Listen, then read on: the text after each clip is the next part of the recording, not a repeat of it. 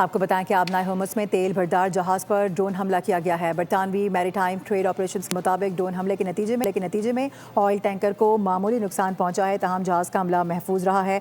इस वाक़े के नतीजे में किसी माहौलियाती नुकसान की इत्तला नहीं मिली। जहाज का ताल्लुक मुत्तहिदा अरब इमारात से है। आपको बताएं कि आबनाए होमस में तेल भरदार जहाज पर ड्रोन हमला किया गया है। बरतानवी मैरीटाइम ट्रेड ऑपरेशंस के मुताबिक ड्रोन हमले के नतीजे में ऑयल टैंकर को मामूली नुकसान पहुंचा है, तहम जहाज का अमला महफूज रहा है। इस वाक़े के नतीजे में किसी माहौलियाती नुकसान की इत्तला नहीं मिली। जहाज का ताल्लुक मुत्तहिदा अरब इमारात से है।